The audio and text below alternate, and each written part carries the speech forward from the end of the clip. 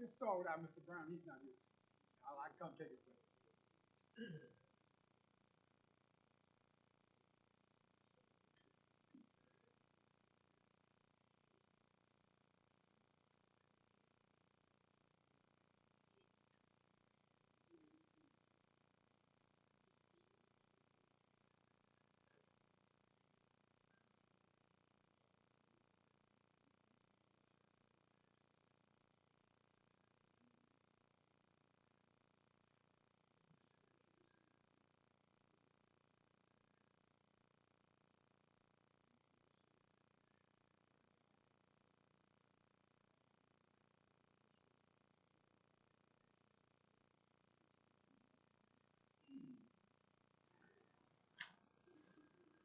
You ready? All right, here we are. We're going to call this meeting to order. Roll call. All members except for Mr. Ben Brown are present, and we'll do Pledge of Allegiance. Mr. Barry, will you lead us?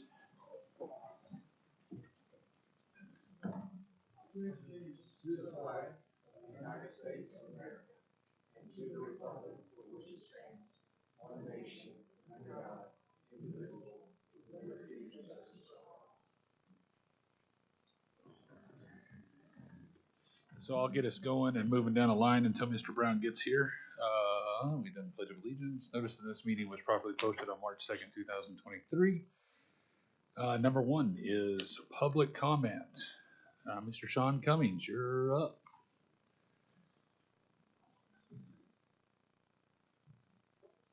And seeing that the chair has now arrived, we'll kick over to him. Good morning, Mr. Brown. I've seen $40 million taken in less time than that. I'd like to say hello to everybody. It's been a little while since I've been here, and I know today we've got some decisions to make, but since past behavior usually dictates future behavior, I would like to keep you from making yet another bad decision. So the jail population is down to around 1,450 people. It was as high as, I think, 1729, 1730 when Ms. Garner took over. So obviously our group would see that as a positive, a net positive. Now I'm afraid to say that because that would make you turn against her and do the wrong thing. So what I would like to see, since you're looking at hiring a firm, is maybe since we finally have something working, maybe just let's do the right thing and keep it working. And then you wouldn't have to see me. You wouldn't have to see my other parts of the group. I could see how that could benefit you all. Now, past behavior dictates future behavior. That scares me that you'll walk in the back room and do the exact opposite of logic, as I've witnessed for years now. Now, what I do like to see is we hear from people inside the jail of improving situations, which I've never said in the 3 years I've ever been here. Improving situations. So please don't hinder yourself or anybody else by shooting yourselves in the foot over ego or attitude or anything else, and keep something going that's working. Because I'll take every meeting, come back down here and talk to you if I have to. Or believe it or not, I have other things to do. Literally, I have other things to do. So please do the right thing. I don't want to be overly positive because I know that'll turn you against her. I know what I would really like to see is you all to put some resources behind her for the people that are probably working against her, that like the way the old system profited them. How about you do something to help her succeed? How about that? You haven't had to cover her on anything yet, so let's do something to help her succeed. Okay? Thank you. Mr. Washington, you recognize? 3 minutes. Thank you, that's my name was called. That's it.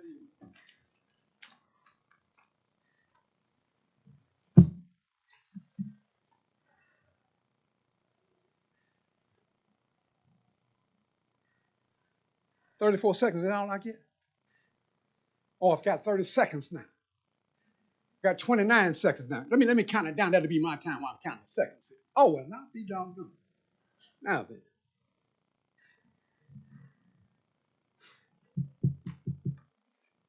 We all know that I'm one of them independents that don't play, don't we? I don't give a doggone about an activist or whoever got something to speak against this guy. I'm going to put you in line quick, fast, and a hair reap. That's right, with a Y on the back, with a gigantic. Now then. I must say to this lady to my left and the gentleman to her left that to me there appear to be some movement in a positive direction, and if there is, I must actually speak on it. I'm not one to be shy. When I see changes are being made, progress being made, then my little ears get to twinkling and twangling. That makes me feel good because it tells me I'm listening to somebody listening to me. Now then, we're not going to worry about anybody going against her, are we? Because when you go against her, you're going against a society of people. And when you do that, then you get on my bad side, and it's not going to really be nice. I'm the only guy to do this here. Don't tell nobody to try to steal it. That's right. You know why I do that? Because I'm independent and I'm strong. That's right. Human being number one. We have human beings in that jail. This gentleman just told me that the population just dipped. Again, mind you, I've been out of whack for about the last 10 days. I've been gone. Been in Denver, Colorado. But that's why I wasn't here the last time that you had me. But of course, I always get my reports because I require that happen. I've got my sources inside. And guess what? The deaths, even though this lady's taken over, has somewhat trimmed in an immediate direction. But the jury is still out on that because the month is not over here yet. July's not here yet. December's not here yet. January 2024 ain't here yet.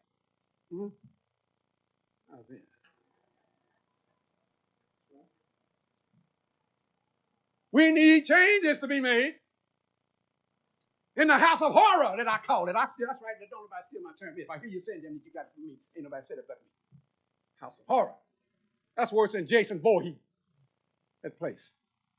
Maybe changes are being made now. How many of y'all seen Friday the 13th? Boy, I tell you what, this movie here, this live movie here, I tell you what, it'll be off the chain. That's right.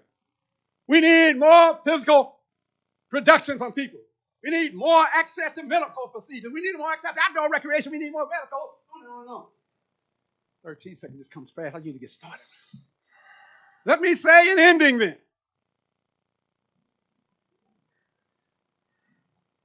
Thank each and every one of you for allowing me your time. Your time has expired, Mr. Washington. Thank you for allowing me your time, Mr. Brown. You have a good day. Don't come here late no more because you're out of line. Jess Eddy, you're recognized. Thank you, Chairman Brown. I wanted to address agenda item 13, which I presume is the agenda item previously addressed by the speakers. Normally, in my experience, I've been a strong advocate for searches, open community-involved searches to select public leaders and public officials for important jobs that impact the community. And I think we all would agree that this job of jail CEO impacts the community. And I am torn on this issue, but information and circumstances do speak louder than my own personal opinions and experiences. And I think as I've surveilled the situation, that this is a unique situation that compels me to advocate for the confirmation of Ms. Brandy as jail CEO. I think her character and work product and experience speaks for itself.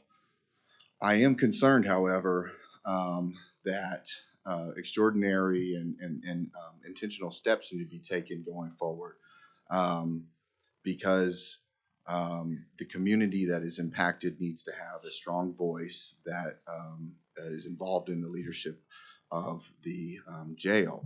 And if not having a voice, for not having a voice in the selection, they can have some legitimate complaints as to and questioning the leadership going forward. I think that a search at this time would further destabilize the jail, further destabilize and jeopardize the improvements that Ms. Brandy has made so far, quickly and robustly, improvements that we all needed and know should have taken place a long time ago. And I think that an ongoing and protracted search will serve to a strong risk of jeopardizing the stability of the situation. I think we have a strong leader. I think as good of a leader as we could get in a national search here, and somebody who has relationships. And as far as my experience in terms of advocating for the community, she has been exceedingly responsive to the situations and needs of people and families and the community as they've arisen so far. I have no reason to believe that would be change, but I think that I'll close with this, that as the Black community is disproportionately affected by the jail and comprises a large, if not the largest portion of the jail employees, that leaders such as Pastor Scobie and Mr. Berry really need to have an outside voice in whatever decision the trust goes. Your time has expired, Mr. Eddy. Mr. Falk, you're recognized for 3 minutes.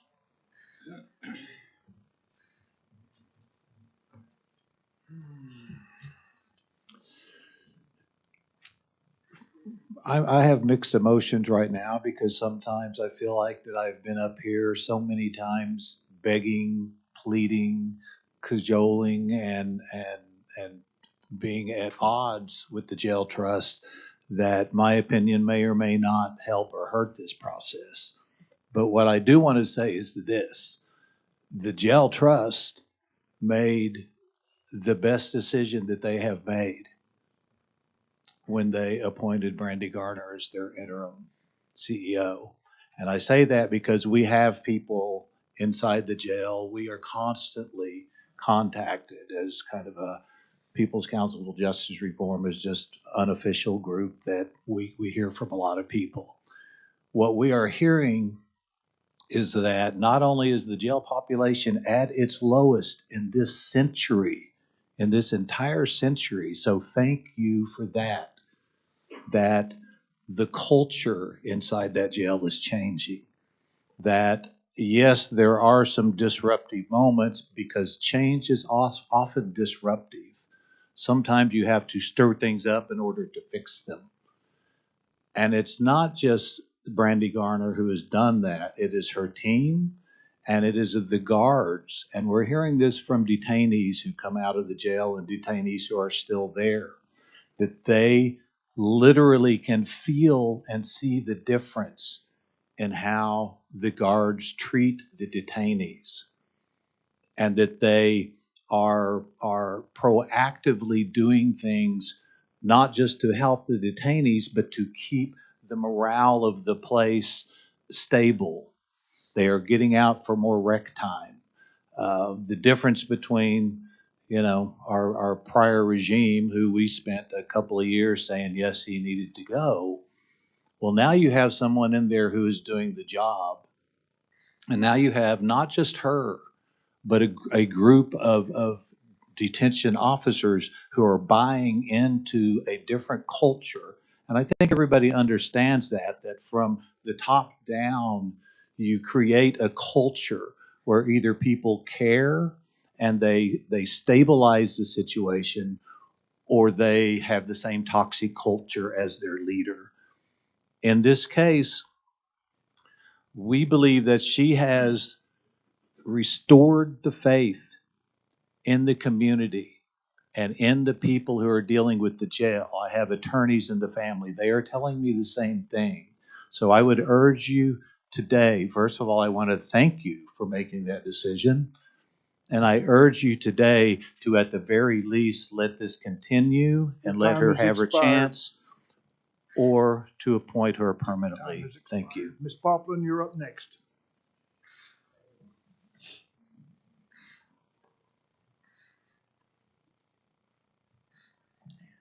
I'm gonna agree that you don't need to search nationwide, statewide, not even around the block. You have got the right woman in charge, and that's Brandy Garner. And the man to her left, Tony Towery. And they're doing a good job. And I'm getting less and less calls. Again, this time my calls are more about rovers than anybody. And the way the rovers are treating inmates. And I'm going to say Lieutenant Ross took care of this. But you need to know that you had a young lady that had a seizure and she lost control of her bowels. And the rover, who is Johnson, Rover Johnson, public servant Johnson, made her sit, lay, sleep, and stand in her own waist. And I'm going to look at you again because you're a woman. How many infections you going to get from that? So the next day, she asked another rover. And that rover said something I'm not even going to repeat here. But again, Lieutenant Ross took care of it. As far as the bed bug spray, it's working. I don't even get calls about that no more. But y'all have, no one's made an order the entire month of February. And they keep wanting it discounted and discounted. And the lady has discounted it so much, it's insane. She stood here last month and offered all employees, including yourselves, a discount for the spray to take care of your own homes and your vehicles. And Tommy, Untrust Jr. told me, when I told him he needed to spray your vehicles because you're kind enough to loan those to him, he said, not my problem. Call Tommy Johnson. You need to spray your vehicles because they brought them to the courthouse. They're taking them to other jails. And other jails are now becoming infected in it. And they are in the Oklahoma County Courthouse. The bed bugs are. They're in this building. And y'all's going to have to do something. But kudos to Brandy. She's been working hard. She's got Tony next to her. And she's got one awesome lieutenant. Your time up has there. expired, Ms. Poplin. Thank you. Now we have in front of us the consent agenda. Does anybody want to ask any questions about that or pull anything off? If not, the chair would entertain a motion. Motion to approve consent. I'll second the motion.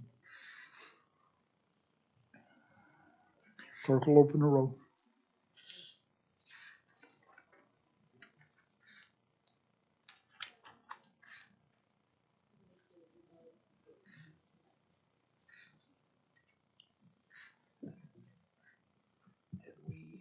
Stephen Buck, yes. Sheriff Johnson, yes. Ben Brown, yes. M.T. Barry, yes. Miles Davidson, yes. Alexander, yes. Derek Scobie, yes. Having passed unanimously, I declare the same to be adopted. Now, Ms. Garner, you're recognized for your report.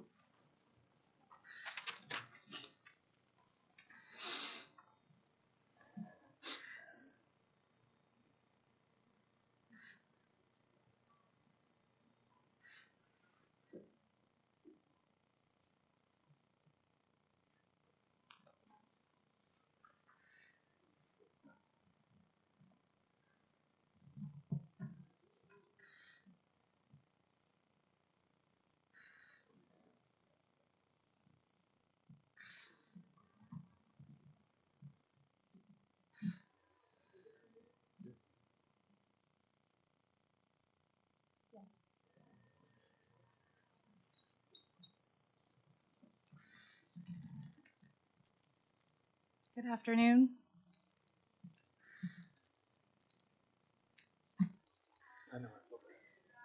I want to start off by addressing the death of Mr. Kenneth Parrott.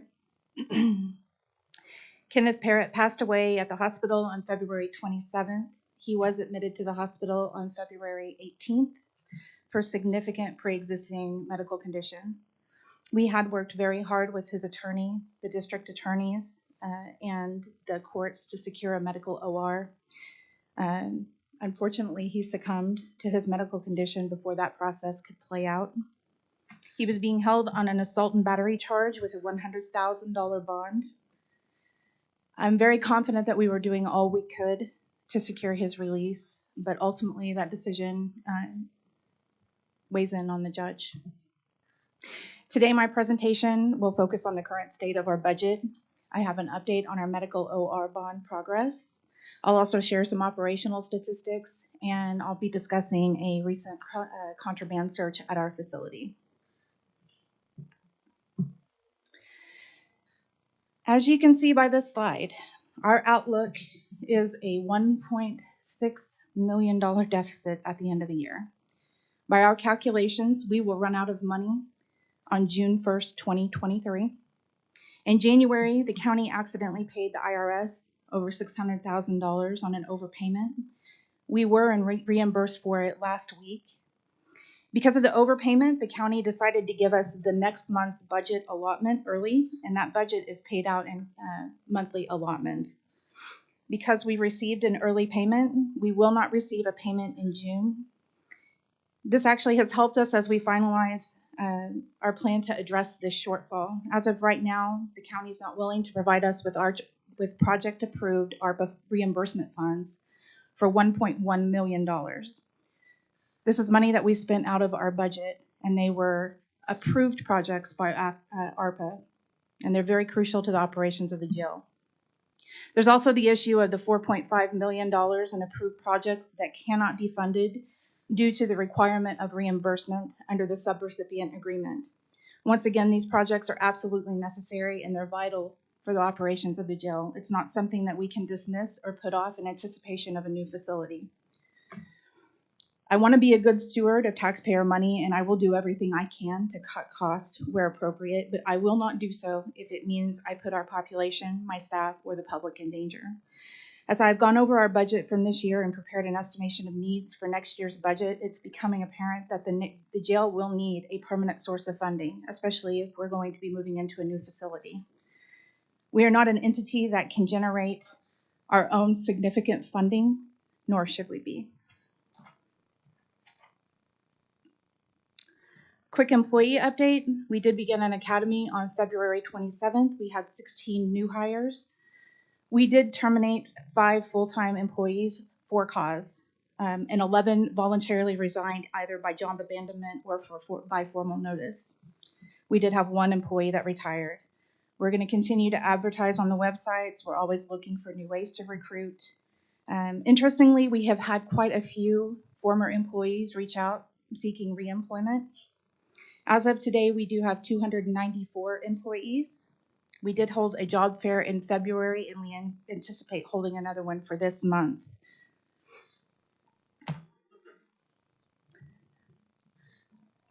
Talking about the medical OR bonds, we continue to work very hard on getting them medical OR bonds, people that qualify for that. Just as a reminder, medical OR is a medical own recognizance bond. It's when we can get somebody out of custody because they have significant health issues that will require long-term treatment. We will seek a medical OR on behalf of a detainee when we believe the level of care that they need exceeds the community standard of care that our medical provider can provide to them, and we request several a week. During February, we identified 51 detainees who may qualify, and we requested medical release of 39 of those individuals. We were able to secure ORs on 7 of them. Unfortunately, one of those on that list, Kenneth Parrott, passed away at the hospital before we were able to finalize his release. We'll continue to identify individuals who meet this criteria and request their release. And just to kind of give you a brief on those numbers, yes, we identified 51. We submitted for 39. Some of them were not submitted because they were either sentenced or they bonded or got released prior to us being able to finalize the OR and get the paperwork sent over. 8 of them were denied. 3 of them were DOC sentenced. 2 were sentenced to county jail time. 2 were denied by the DA and 1 by the judge. 7 were granted, and 11, interestingly, are awaiting mental health evaluation. So after that evaluation occurs, I'm hopeful that we can move forward in that process and they can find placement in a mental health facility that is maybe more suitable for them than jail. 5 of them were released before we could do anything with them. They were submitted, but they were already released, so their time was served or they had a hold for another agency. And of course, we did have one that died in custody.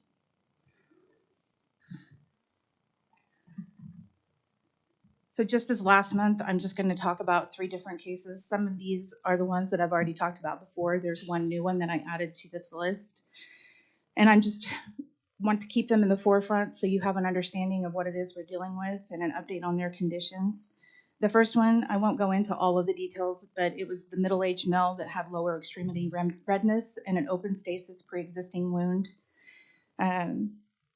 He's also HIV positive, has hepatitis C, and is refusing medication and wound care.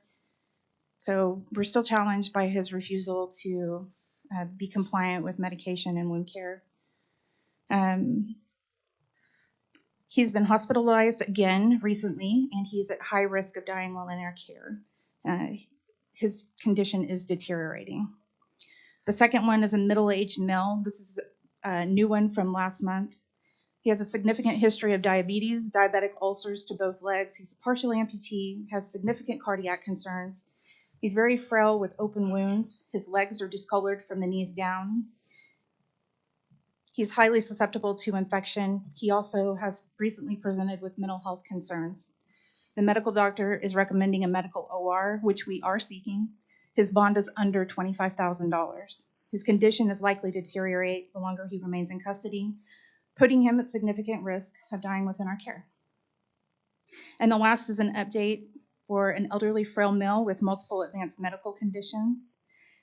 He went to the ER last month for decreased mental status. He is definitely suffering from dementia, and his condition is declining. He is at high risk of dying within our care. And these are just 3 of the individuals who have significant health concerns who may deteriorate while in custody. There's many others that we have been able to successfully get released back into the community or into the services to help them treat their medical needs. But we will continue pressing forward with this in anticipation of decreasing the population of people that have significant health concerns. Here's just some statistics releasing.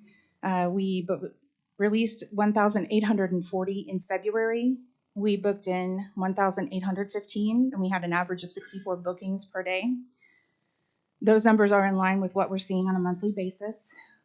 We saw an average of 1,546 for the month, and compared with February 2022, which was 1,676. We are down more than 125 detainees. And this morning, our population was at 1,461. It's always a little higher on Mondays after the long weekend. Admission demographics. The male population makes up 86% of our population, while females are only at 14%. When we look at age, the majority of the females are between 30 and 39 years old. 72% of them fall in between 18 and 39 years of age. The majority of males are between 30 and 39. In January, the majority were between 18 and 29. 65% are between 18 and 39. I also want to point out 4% of our population are over 60 years of age, with 9 males in their 70s and 1 80-year-old. Here's just some interesting data on marital status. The vast number of detainees identified as being single, with married being the next highest, divorced and separated.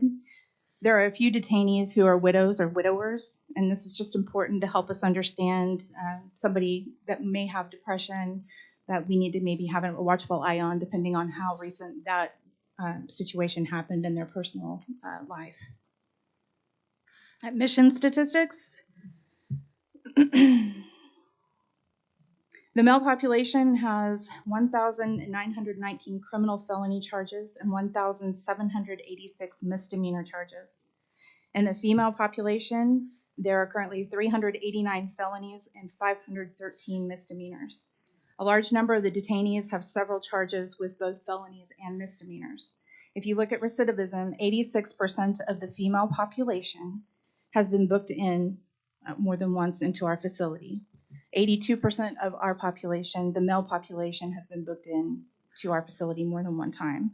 So the vast majority of the people that are in jail have been in there before. I did want to address some of the things that we're doing to deal with the contraband and the overdoses. Last month, we did partner with the Office of Inspector General with the DOC. They provided us 6 canines, and we were able to search for contraband throughout the facility. We did find some contraband, most of it was minor. However, it did send a strong message to our inmate population that we are going to do everything in our power to prevent the introduction and movement of contraband within our facility.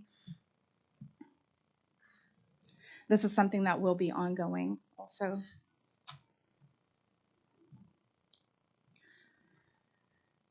We've secured 5 dates to put our detention staff through trauma-informed response training. Our goal is to get as many detention staff through that training as possible by the end of 2023. Growing evidence supports a high incidence of trauma and co-occurring problems among men and women in jails and prisons. As someone who has worked with this population for many years, I can attest to this being the case. This training will provide our staff with an understanding of the prevalence and the effects of trauma and how to put this knowledge into practice. The goal is to reduce the effects of traumatic exposure while not creating new trauma that would exacerbate the symptoms of previous trauma. The training will cultivate the new culture we are working towards. So just a few examples of the type of what this training is about. It teaches them how to respond to certain situations or things that they may be doing and not aware of that is creating more trauma in their lives. So a trauma-informed action might be walking into a pod and yelling lunch or med pass very loudly and abruptly. If you're trauma-informed, you might quietly move and respectfully inform the individuals of where they need to be. Same thing with if you're not informed, you might use superior or punishing language, such as step away from the desk. Now, in this line of work, you have to be direct a lot of times, but there are many opportunities where you don't have to use that tone with individuals. A lot of times that will escalate it. It's more useful to us if we can gain their cooperation. And so a trauma-informed response would be something like, let's talk, or let me find someone to help you, or may I help you? It's very foreign to our current culture, but this is the direction that I'm wanting us to head. Lastly, I just wanted to bring attention to the Department of Mental Health. They have provided us with an excellent tool as another layer of support for managing mental health crises within our facility. These are the same iPads that law enforcement is provided with. They provide a direct 24/7 connection to the 3 largest community mental health providers in the county. When staff become aware of someone in a mental health crisis, they can use these iPads to connect to a mental health professional. And the iPads can be used at intake for evaluation or on any person in the facility experiencing a mental health crisis. We can use this information gained by the evaluation to request ORs for those who meet criteria, and a clinician will also be able to locate bed space for these individuals. It'll also help with continuity of care if an individual is already a consumer and client of a specific provider organization. We can reach out to the entity directly from the iPads. And the other side of this is that they can be used by our staff. If one of our staff members feels like they need to talk to somebody, I know that the county does offer that as a benefit, but sometimes it's in the middle of the night and there's not really anybody to reach out to. They can quietly grab an iPad, go into the corner, push the button, and have that discussion and hopefully get the care that they need. And that's the end of my presentation. Are there questions of Ms. Garner? Yeah, you So- recognize. Brandy, can you help me out with the OR denials? What seems to be the reason that, one, they're denying? Two, are we tracking who all we're going to find out which judges could help us or be more willing to help us in this type of situation? So the way that it's set up currently is if they're on a temp case, they're going to go to Judge Trong. Anybody else, they're going to go to the judge that is handling the case. We did identify a potential issue where it's a long-standing practice where they would just send information to the bailiff and expect that it would make it to the judge. So moving forward, my staff has been instructed they're going to reach out directly to the judge by email.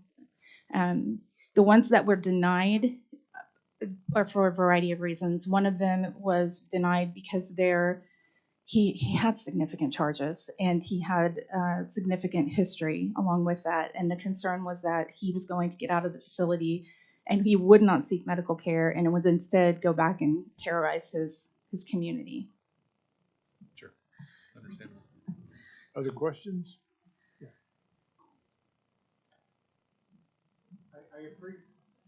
I appreciate the demographic snapshot that you gave when you consider those with marital status, single. Are you also tracking how many would consider themselves to be a primary or co-primary caregiver to children? That's not something that we are currently tracking, but I think that we should. That's a good demographic to track. I personally, I would be very interested in understanding how detainment impacts families. And the second question, and this is more observation, this is my first, or I guess second trust meeting. I'd be interested in presentations, seeing metrics that you see working towards in the future. We saw a lot of reflective data points today, but I'd be very interested in seeing those areas of performance that you're prioritizing and helping track those with you. Okay. Are there other questions? I suggest a motion to receive. One more. It's just, thank you very much for continuing to let people out of their cells. I think the progress in the jail can be attributed to all the work that you've done and the staff there have done to let people out of their cells so they can shower, so they can socialize and get out of their cells. Thank you. But I appreciate all that you've done. I know that's been tremendously difficult and that you had a lot of backlash and that not all the backlash was direct on that, but I truly believe it was a result of letting the people out of their cells like every other jail in the nation does. And like Rikers, the horrible jail, they've gotten into trouble for only letting people out 12 hours a day. So I appreciate you doing this first time in the jail's history, and it's significant. Thank you. Are there other questions? Do I hear a motion to accept this report? So moved. We have a motion, second? Okay, are we calling the roll? Okay. Oh, okay. Please call the roll. Stephen Buck, yes. Sheriff Johnson, yes. Ben Brown, yes. M.T. Bailey, yes. Miles Davidson, yes. Chad Alexander, yes. Derek Scobie, yes. Okay, Speaker Steele, you're recognized. If you're going to give the report today. Thank you so much. I might have suggested that we hold this meeting outside. It's really pretty out there today. I had distributed a hard copy of part of what I would like to report to the trust this afternoon. I want to note that at the top of the copy it says draft, because when we do our focus groups, we do these in groups of 3 from the Citizens Advisory Board. And as you'll note in the opening paragraph, our Vice Chair, Erin Engelke, and Hannah Royce also staffed these focus groups. And they may have made observations that I missed. And so I haven't had an opportunity to get their input. So this is just a draft at this point. But once they add their input. We will email an official copy out to each of the members on the trust, just so that you can have the information. I also want to say, before I get into my report, just a couple of observations and interactions that we've had with the Citizens Advisory Board. We are constantly looking for ways that we can help and support progress. We've had the opportunity to have ongoing conversations with Director Gardner about adding additional programming inside the jail, something that she is very, very open to and is helping us move in that direction. And then I also want to say that we discovered a young person that had a chronic illness that had been discharged from the jail without any medication. I will tell you that she was discharged to some case managers who very quickly got her enrolled in Medicaid and connected with the appropriate services. She's doing well. She's doing just fine, but she is intent on using her experiences to help others. And we immediately made Director Gardner aware of the situation, and she said, "Hey, can I meet with this young person? I want to hear directly what their experiences were and what their ideas are for improvement." And I just want the trust to know that we are committed as a Citizens Advisory Board to finding out ways that that would allow anyone with a chronic illness to be discharged with no less than a week's worth of medication, proper medication. And we appreciate the jail's administration and their leadership in helping us move toward those goals. The other thing I want to say is we feel it's very important as a Citizens Advisory Board that we include the voices of those who are closest to the situation. And so every month we get to go into the Oklahoma County Detention Center, and we have some pretty real and honest and forthright focus group conversations with both women and men who reside there. And we talk about any number of issues, and we ask for their input and how they would seek to improve and the environment, the quality of life while they're there. And we ask them how things are going, and we ask them to be honest. And I want to say very clearly that this is real. There's nothing candy-coated about this. This is exactly what we are told. And I also want to say that it was repeated to me many, many times from the men and women who reside at the Oklahoma County Detention Center, how validated they feel knowing that their voice is a part of this discussion. They know that you're going to receive this report, or at least be presented this report, and that they get to be a part of the progress that's taken place in our community to make improvements inside our Oklahoma County Detention Center. And so with that, I would just say the following are the observations, insights, and suggestions gleaned from the focus group's conversations that took place on March 3rd, 2023 with Citizens Advisory Board members Aaron Engelkey, Hannah Royce, and myself, Chris Steele. The women residing at the Oklahoma County Detention Center stated that there is a need for additional programming and pro-social activities. They suggested that the pro-social activities might include art classes and related activities, hair care. They love doing each other's hair, and they said that that's something that they would really appreciate engaging in, parenting classes, and access to more books and maybe even book clubs. They said there is a need for physical exercise and greater access to sunlight and fresh air. They stated there is a need for more information and effective communication about pending court hearings and related legal issues. They stated that the interaction with the staff is improving, although it can vary from staff member to staff member.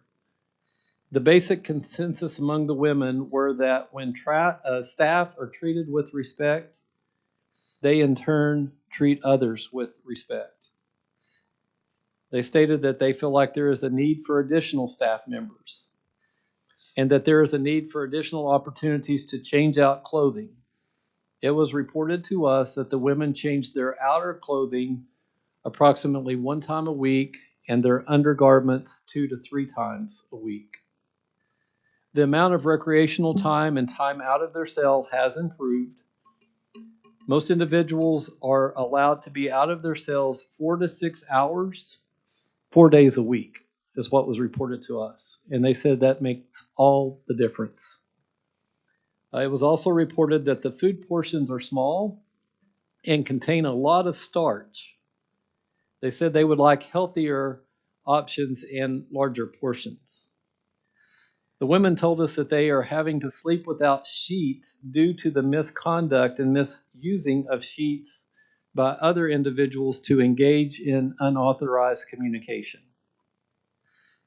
Several of the women stated that a 5-minute phone call each week is just not adequate to effectively communicate with family members and to stay connected with their support groups. They suggested an allocation of 30 minutes on the phone per week would be the optimal time needed. It doesn't have to be all at once, but over the course of the week, they felt like that would be ideal for them to be able to stay in communication and not lose the connection with their support group and family members. From the men who reside at the Oklahoma County Detention Center, the men expressed concern about commingling individuals with untreated mental health challenges in with the general population. And I think their biggest concern is that not everybody understands how to deal with a person who has untreated mental illness, and they want to be sensitive and want to be helpful, but not always sure how to handle those situations. The men suggested a need for more literacy programming, especially technology literacy, to know how to properly utilize the kiosk and the technology that's now available inside the Oklahoma County Detention Center. They suggested that this literacy might take place through a more in-depth orientation process. The men expressed a desire for access to fresh air and sunlight. It was stated that access to additional hygiene products for the men would also be helpful. Several men did report that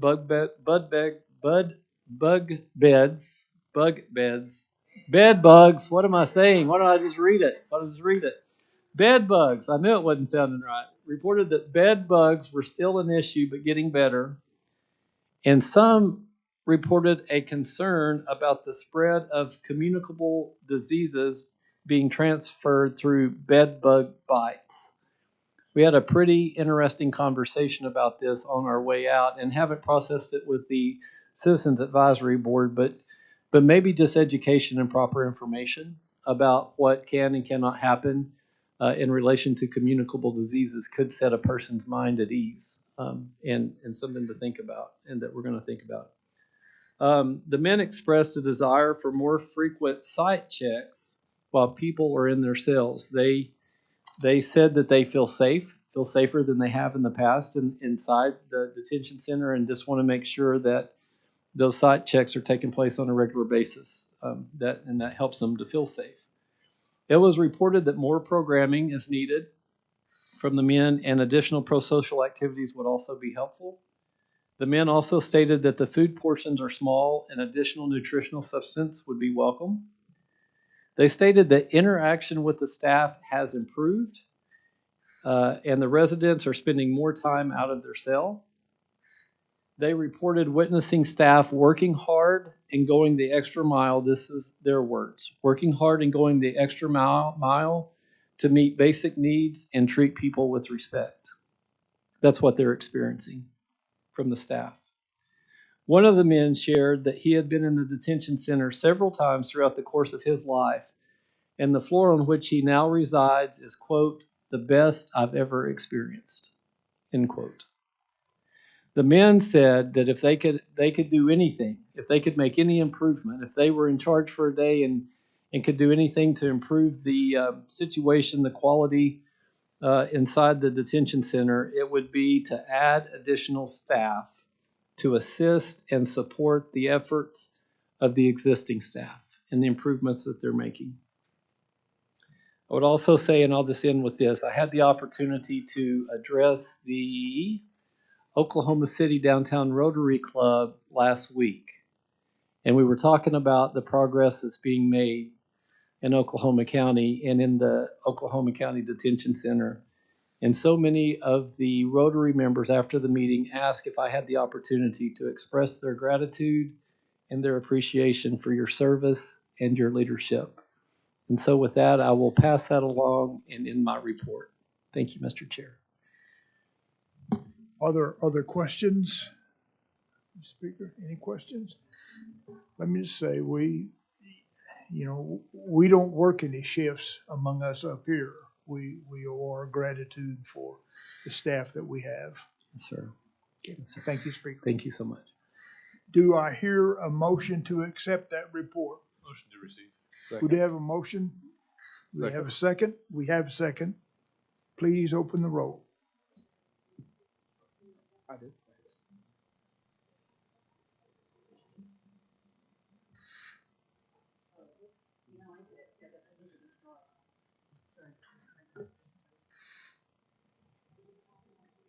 Yes, it is. Yeah. That's fine.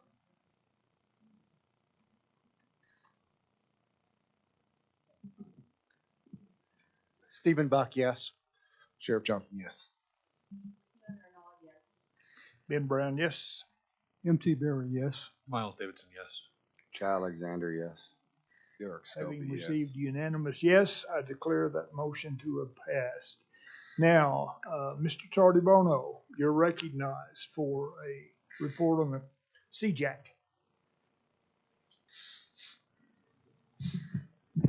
Good afternoon. Timothy Tardibono with the Oklahoma County Criminal Justice Advisory Council. We have a few items for you all to consider. First of all, the Criminal Justice Advisory Council is made up of 19 members. A lot of them are elected or appointed officials, like City Manager of Oklahoma City, City Manager of Edmond, County Commissioner, the Police Chief of Oklahoma City, the Sheriff. But we also have community members, and so there's a vacancy, a fifth community member, and it's been suggested that either one of you all as trustees or the jail administrator position be recommended for that.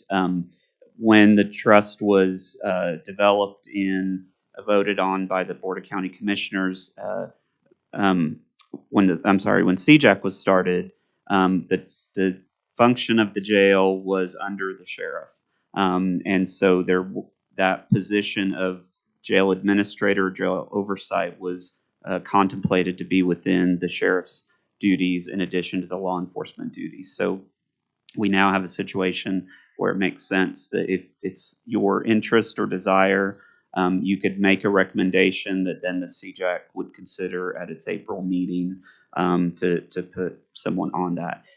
It should be noted, though, that the position is a position based on who is in that position, not necessarily the person. So regarding a trustee, if that person were to leave being a trustee, we would want a new trustee, or the current jail administrator, if they were permanent, or there was another jail administrator, it would be that position, just like the police chief, when he changes, the new police chief would be in charge. So we just want to give you all that opportunity. For this moment, why don't you move on to your next item? And I should say the Criminal Justice Advisory Council meets the third Thursday of the month, most months, and our next meeting will be April, I believe it's April 20th. And what time? 3 o'clock, third Thursday at 3 o'clock. The second item related to the Construction Oversight Board. So now that the vote has passed, things are moving forward related to building the new facility. The request for qualifications for the architect is about to go out either at the end of this week or the start of next week. That committee that will review the architect proposals, there was the Construction Oversight Board would like one of you all to be on that review committee, or again, your designee as the jail administrator, interim jail administrator. Currently, 3 of those construction oversight board members are on the committee: the county engineer and the purchasing officer, the head of purchasing for the county. So this would be a 6th member. So that would be the other decision for you all to make. Okay, let's go ahead and move on now. Does that include the bond oversight advisory board also? Three of those members would be on that committee. So they broke it up into the request for qualifications from the architect would come in. 3 of their members, the county engineer, the purchasing department, and possibly one of your representatives would be on that review committee. And then that review committee would make recommendation to the construction oversight board.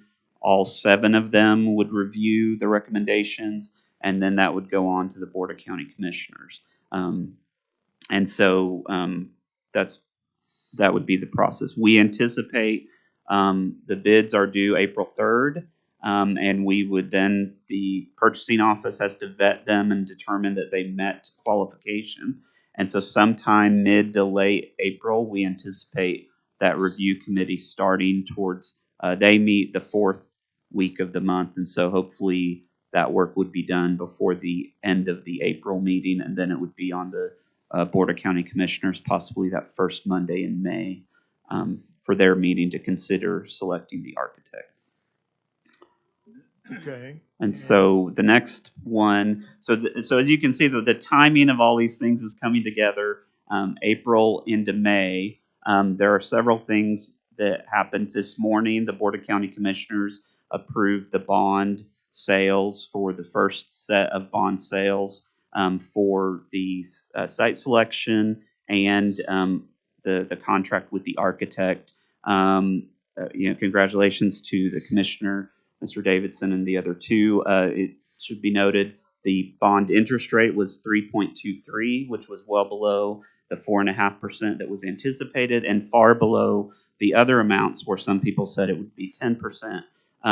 So that was widely wrong. But the other part that'll be happening in April, that money should be coming in May. So the architect, site selection, all that could be coming together in May. The National Institute for Corrections, which is an entity, federal agency under the Bureau of Prisons and DOJ, will be coming here in April for what's called the Planning of New Institutions program.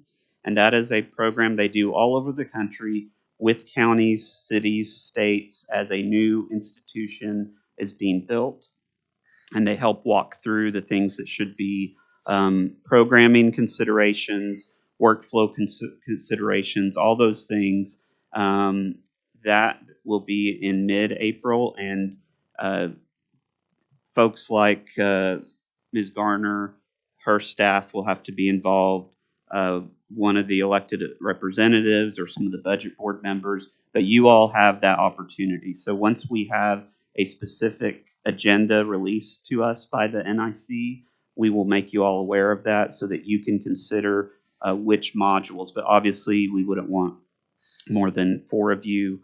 This is a federal agency program. It's not intended to be a public program. They run it, they put it all together, but they do want representatives from the trust on that. And so when I get that schedule, I'll make it available to you. Thank you. And then do you want me to go to the chart, or do you want to discuss some of those other items? Well, let me just, on these other items, I'm going to jump out and do this. I'll ask each of the trustees to send an email or other means of communication to John Michael with your willingness to serve in any of these 3 positions that have been recommended, and or your thoughts about who maybe should serve. So if you'll do that, we'll not spend time today, and that'll give it some time to think about it and Can we? I would recommend that we go ahead and vote and recommend that our jail administrator, the current jail administrator, or any subsequent eventually be the representative at CJAC. When the jail was, where the trust was created, the sheriff was appointed because the sheriff was running the jail.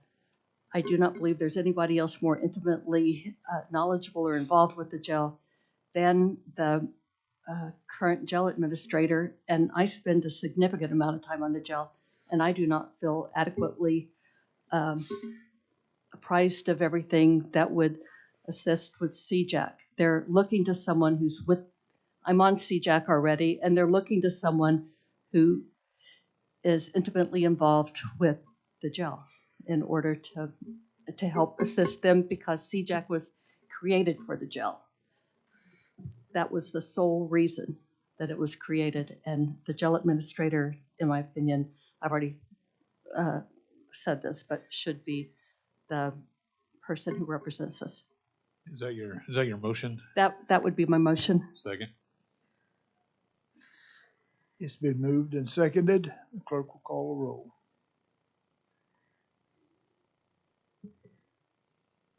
Stephen Buck, yes. Sheriff Johnson, yes. Sue Ann Arnaud, yes. Ben Brown, yes. M.T. Berry, yes. Miles Davidson, yes. Chad Alexander, yes. Derek Scobie, yes. Having received unanimous yes votes, I declare the same to have passed. Now, Mr. Charlie Bono, you can go on to the chart that you.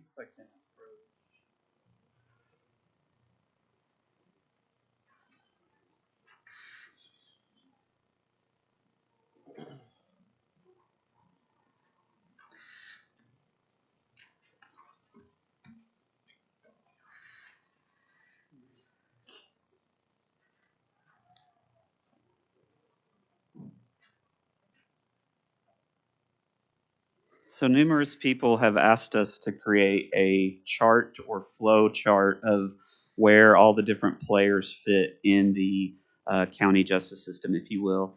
And so we finally put one together. And so I'll start bottom right corner, the county commissioners, as everything generates from them. Up above them is you all as the jail trust.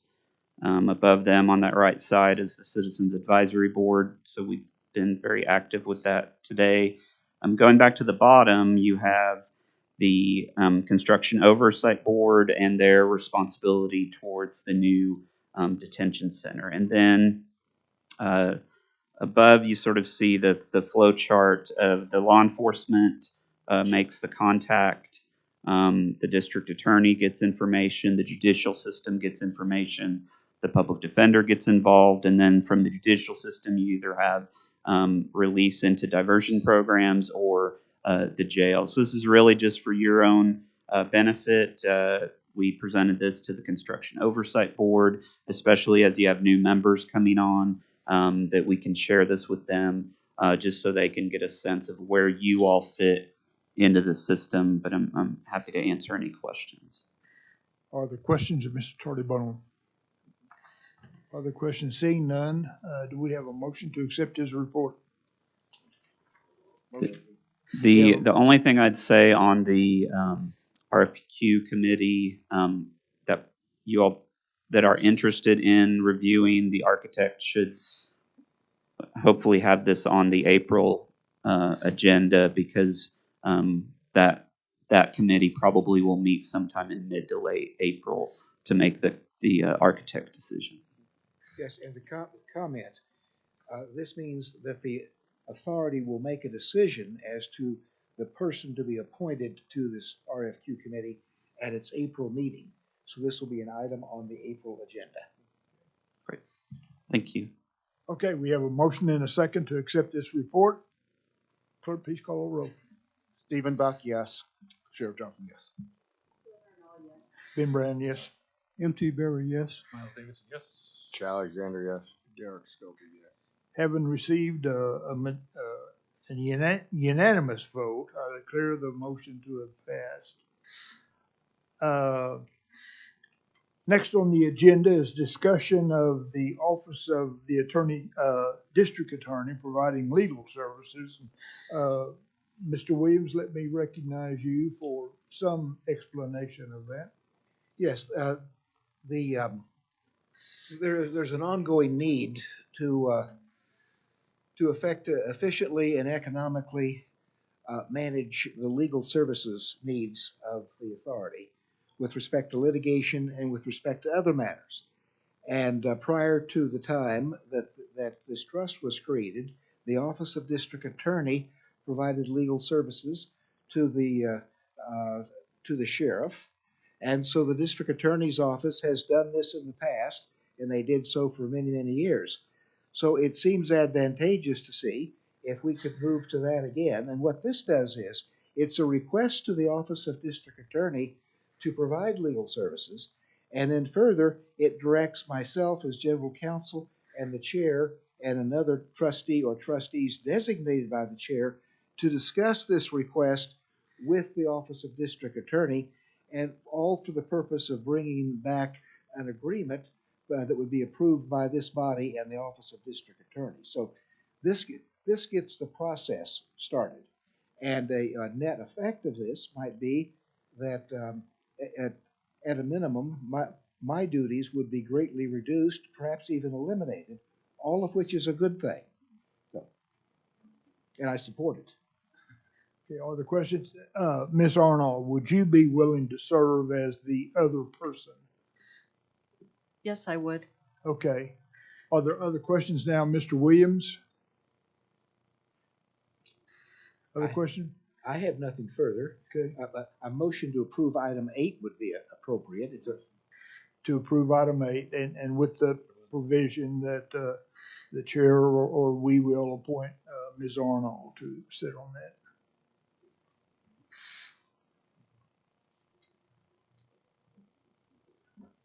Stephen Buck, yes. Sheriff Johnson, yes. Sue Ann Arnall, yes. Ben Brown, yes. M.T. Berry, yes. Miles Davidson, yes. Chad Alexander, yes. Derek Scobie, yes. Having received a unanimous vote, I declare that item to have passed. That's item 8. Now to item 9. We had earlier passed a resolution that said we're going to elect a chair. And so nominations are open for a new chair of the trust. Mr. Chairman, can I ask a question? Sure. Since I was not party to the previous resolution as a trustee, as part of this, I have a couple of questions to inquire about.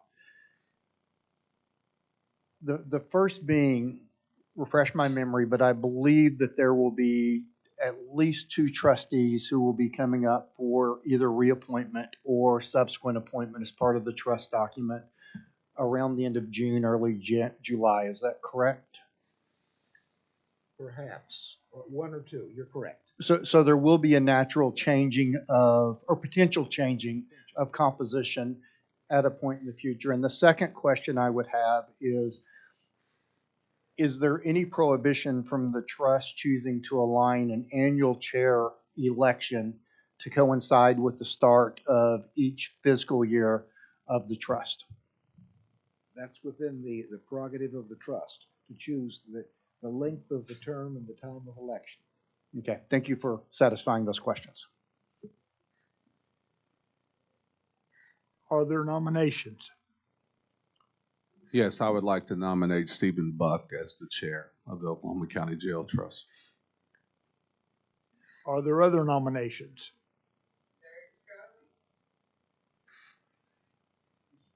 Are there other nominations from the trustees? Mr. Chair, may I? Pastor, I truly appreciate the confidence in putting that forward, but I would like to respectfully decline at this time due to my professional obligations. They exist in a place to where my participation as a full chair would be compromised for the next couple of months. So I would respectfully decline at this moment. I have a question. Would we be able to go ahead and make a resolution to change the election of a chair to June or with our fiscal year.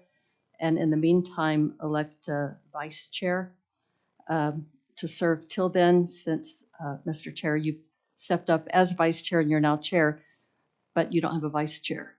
So may we include that? At the April meeting, we could elect a vice chair, and at the April meeting, we could change the time when you elect your chair.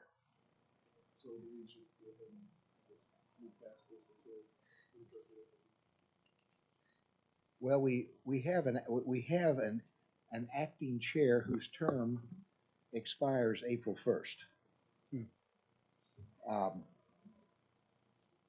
You could extend it.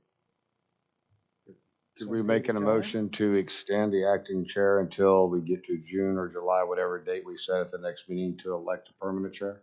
You can do that. The agenda permits that. I would make that motion.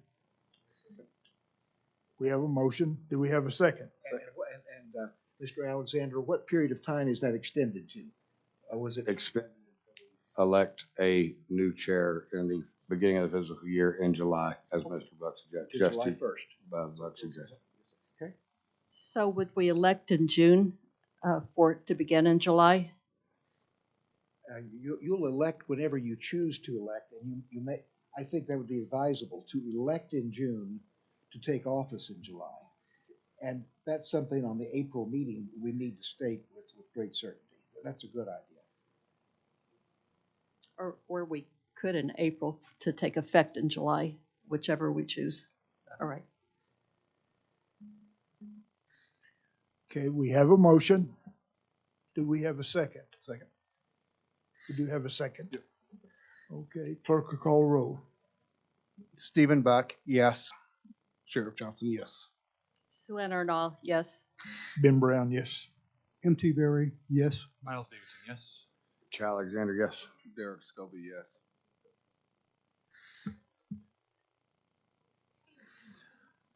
Okay, having received a unanimous vote, I declare the same to have passed.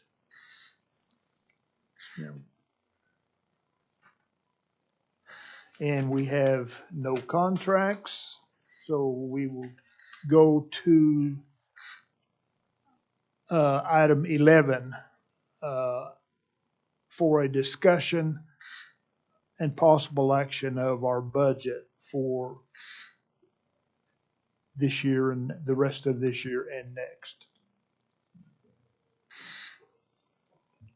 Mr. C., you are recognized.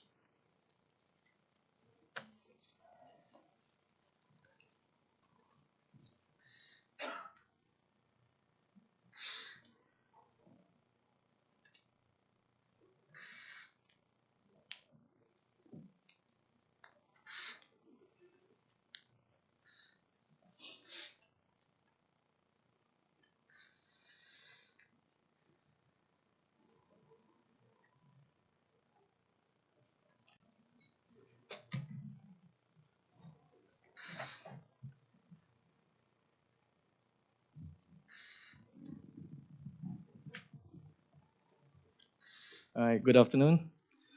Let's see.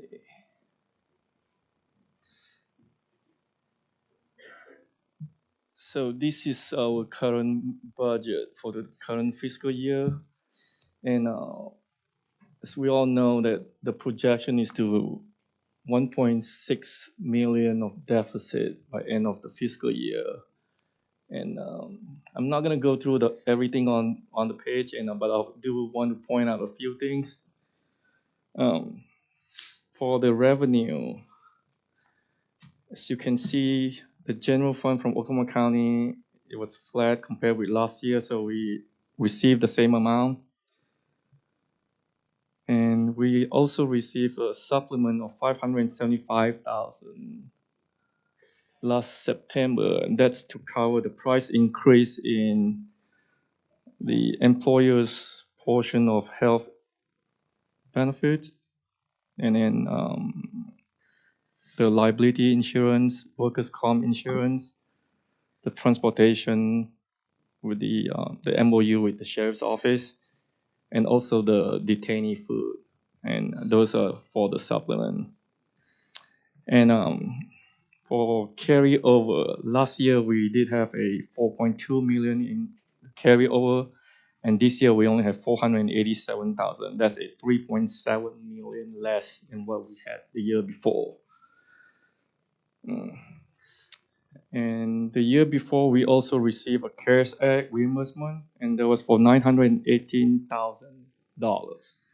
So just for revenue, comparing with the year before, assuming that we are getting the ARPA reimbursement of 1.1 million, and we're still negotiating with Oklahoma City contract, and assuming that we are receiving both of them, and the revenue is projecting to be $2.5 million less than last year.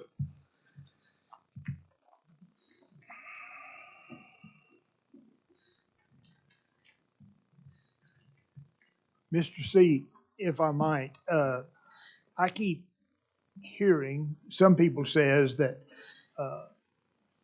that we're still operating with the same budget that we had in 2018. Is that correct? It's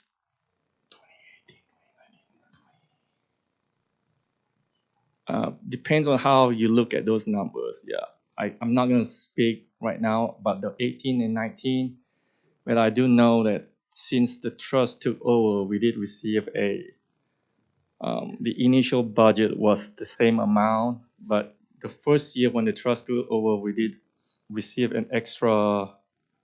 I'm not exactly know the number for the Willow Log project. That's the additional, and that's what I know. Okay, Yeah. thank you. See, I look at this budget sheet and I see prisoner boarding for the state, and I see 1.7 and 1.657. And then I look at the city, which is our largest customer, and I see 492,000. Can you go into that and explain why we're so low with our contract with the city?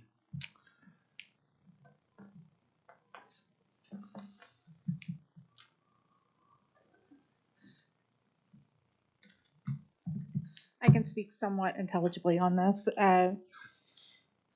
The city contract is for people that are booked in on city charges only. And as we all know, or maybe you don't know, Oklahoma City, they book in companion charges a lot. So if they have a city charge or a state charge, they'll book in a city charge, but they'll later drop that city charge.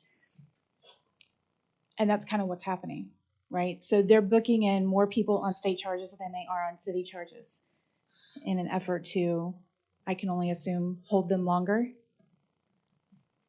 So that is why that number is so low. The price was negotiated before I took over.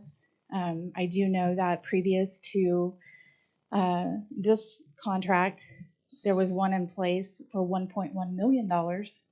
And there were conditions that were slightly different than what we have now. But that kind of got us into the situation that we were in when I actually started working for the jail trust. And that was an expedited booking process to where you are just doing a pre-screening and allowing them to basically dump an inmate and run. So those things have changed. The dynamics have changed of that contract, and therefore I can only assume that's why the number is down to 492, or projected to be 492 if we can settle on a price. But they're currently looking at lowering it even further. How many of the individuals that are inside the detention center are a result of Oklahoma City Intercept? I would venture to say probably 90 to 95%. Regardless of state or municipal charge, they would not be in our detention center if it weren't for them. Is that safe to say? That's correct. Seems interesting that they have such a low cost in this endeavor that we are in. I would agree. Is there a way to, what is their other option? What is the city of Oklahoma City's other option?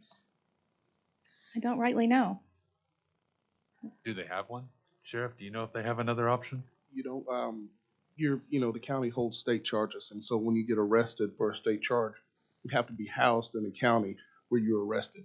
So obviously how it changed, anything south of 89th goes to Cleveland County, or west of county line goes to Canadian County. If they are arrested in Oklahoma County on a state charge, they're to be housed at the Oklahoma County Detention Center. Okay. So we're forced It- to have them. In the past, before about a year ago, the policy that was given to the Oklahoma City Police Department was to book municipal if possible, even if there was an overlap in county. And I heard a deputy to the Oklahoma City Police Department chief say that because there was a lack of services available for municipal detainees and arrestees, that they had changed the policy to use a county charge when possible, because then they would get services. I would like to say that the same services that Diversion Hub offers to county are also offered to city with people with only municipal charges. And there was another thing, but I'll think of it in a minute. We've got to do better on this contract. What do you need from us to get the contract back where it belongs? I mean, I quite frankly believe it probably ought to be somewhere along the lines of state, because as they come in, they get their medical workup. And then when it comes to their municipal charges, but we're holding them, how are they getting there? And does that require extra staff and extra time for you to hold them Absolutely. on the municipal? So it's just another thing that we're doing for the city and not getting reimbursed for. Right, and they are looking to start back up arraignments April 3rd, which is going to require more labor from my staff that I don't know how I'm going to work through. Would you This please unique to our explain? situation? Is this unique to our situation in Oklahoma County? Oklahoma City is the 19th largest city in the United States by population at this point in time. Do other cities of our size have cities that we exclusively pretty much handle any arrestee they have? I can't speak to that, but it seems like an even split in other counties. I would say maybe Tulsa. Yeah, so Tulsa, Chad, you may be familiar with Tulsa. They had a pretty large issue, and the county just said, well, city, if you think you can do it cheaper than what we're having to charge you, then go elsewhere. And the city rapidly learned that they could not do it cheaper than paying the county to get it done. So they eventually came back. But Using my simple math, it's about $90 a day per detainee. Averaged overall detainee days, it would be $90, and we're not charging anyone that. But the other point that I forgot was something that I learned recently about the arraignments. And so we'll have people in the jail with municipal charges who previously were OR'd in 10 hours will now be staying 2 nights, 3 nights until their arraignment. And it will be taking them up to the tower, down to the tower, over to the city, then back to the tower, up to the tower, and then down to release, where previously they'd be booked in and out without ever getting clothing or seeing the tower. So this is going to be an extensively more people who will be staying in the jail, and they're starting this in a day or two. They actually delayed it to April 3rd, and my concern with that is that they're also going to begin sentencing people to county jail time. So, Well, I think you have to be mindful of the charges we're talking about, because I think you can get confused with the venue in which charges are placed. So state, they can't go anywhere else except the county they were booked. Right. So we have municipalities that have jails such as Edmond and Midwest City. If it's a city ticket, if it's a city charge, they can house them in that city facility. But if it becomes a state charge, they have to be housed in Oklahoma County. So regardless of how large Oklahoma City is, they have to do business there. It's just the municipal side that they're paying for. so with Sue Ann's math of the $90 a day and the $3 a day, that's what, 270, and then so we're 270 times 1,500, and we're looking at $405,000 or so a month. I would say I think that there's more than a month in a year, Yeah. just out of curiosity. So if there's anything that I can do to help you get more from the city, I'm more than willing to do whatever I can. Thank you. Are there additional questions? Additional questions? Okay.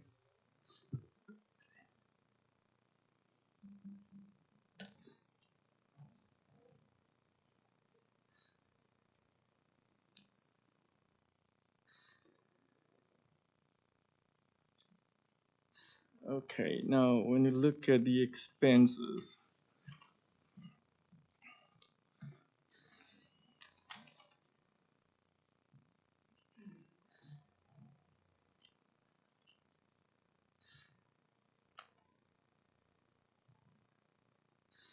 the total for M&O, it's 1.38 million more than last year, and largely due to the highest one was for legal service, and then we paid what 546,000 more this year than last year.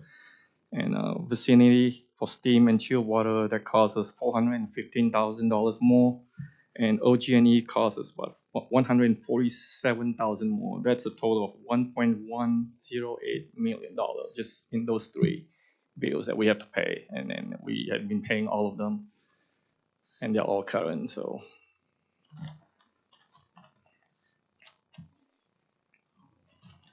Does that complete your report? Yep, Other that's questions? for this year, yeah. Mhm. Okay.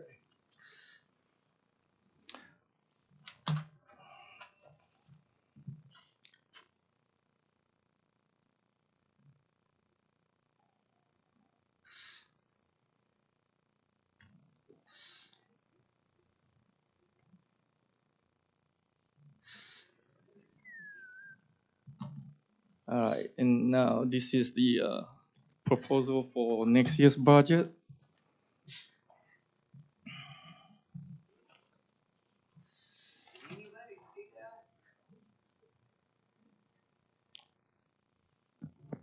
There's a copy right there.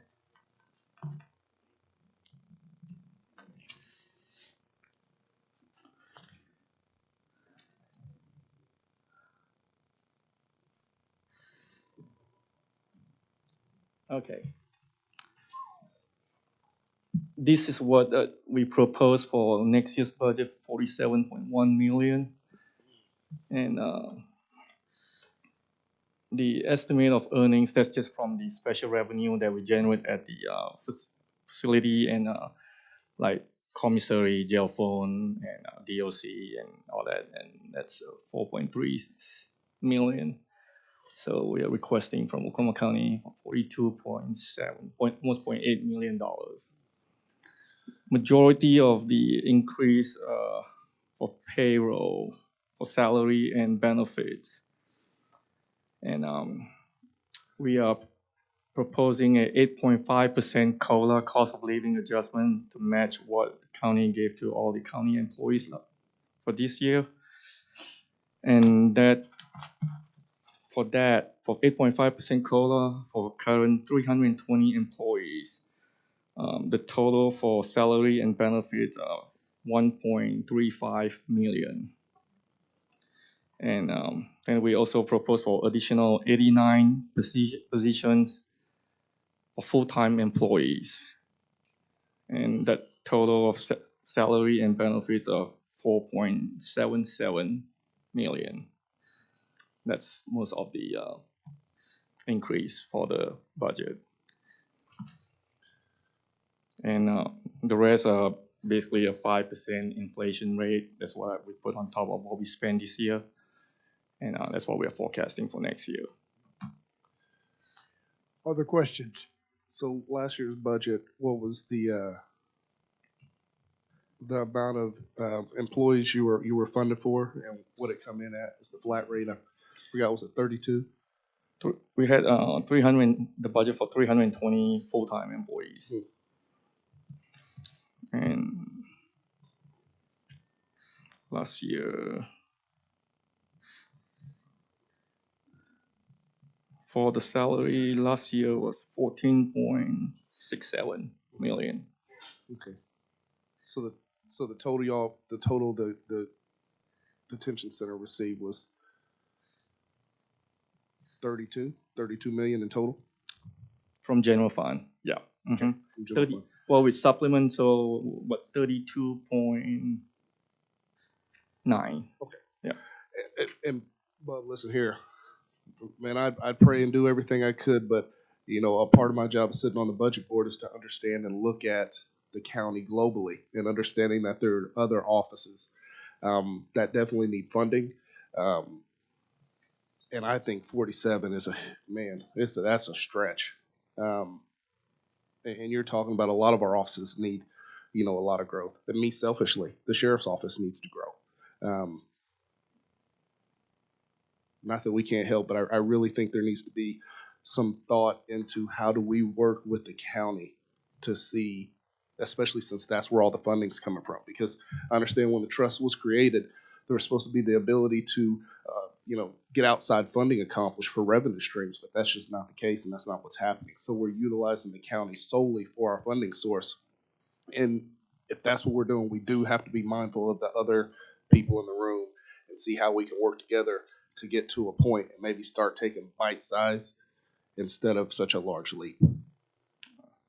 Yeah, majority of the increase are basically for salary and benefits to have the facility staff to what we need to. Yeah, but you got a staff, what you said, 349? 349 people? Is that what this 47 figure From is?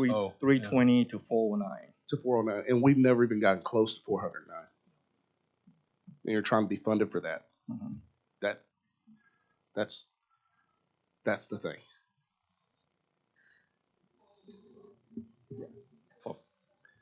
No, listen here. I get COLA. I get cost. I get the cost of living adjustment.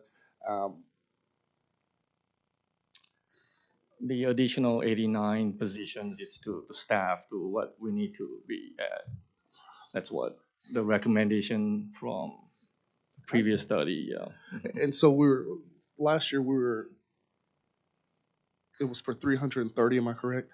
324. 324 for the current year. Yeah. And we're at 290. 294. Is that what I just saw? Right. Okay. And that's the reason why we are asking for the COLA to raise the base pay so we better for recruiting better employees to work here for the facility. Brother, I get it. Like I said, and a cadet right now. Center want to help all I can, and I get the salary. You know, I get being competitive in the market. But once again, like I said, just the way the county generates its funding, and we have to look. You know, we have to find out a way to work together. If that's you know, us collaborating, putting together a small group of BET members or budget board members to see how that works. But I think if you walk into estimate of needs with that $47 million figure, yeah, this is just a number that we're projecting, and we're willing to work with the county anytime and to get feedback from the county and work this out to make this happen. And this is the goal to get as much money that we can to do a better job for the facility. And I get you. I get you. I do have a question. I know that we've had extra funding from various sources the last 3 years or 2-3 years, so we've asked for less. Would you be able to give us a background, and I know you don't have it right now, on the amount that was allocated by the county for the last 3 or 4 years? Because I recall there was almost a $4 million carryover one year, so we didn't have to ask as much from the county. And I think we used the year before for last year because we had the 3.5 and then we had the 500.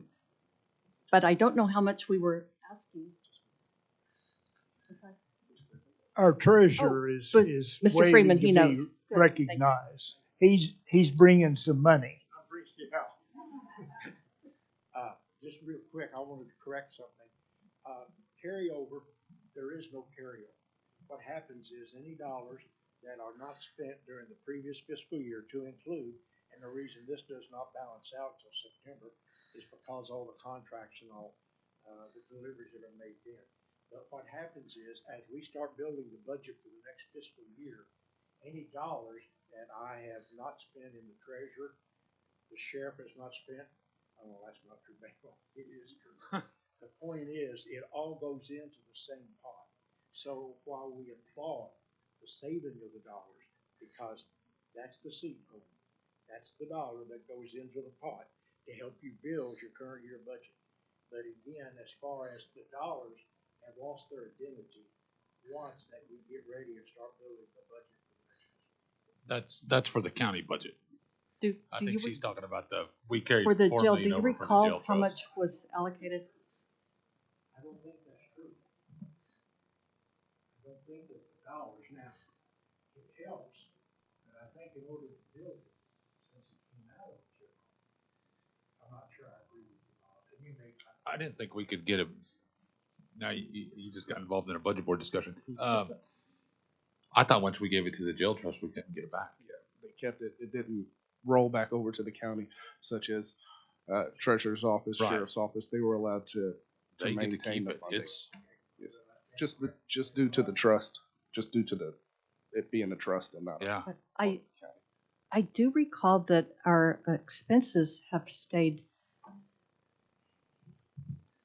Well, I would just like to see what we were allocated from the county in the last 3 years to see what the flow's been, because we had the CARES Act money, and that helped pay for some items as we experienced inflation, and so we didn't have to ask from the county for that.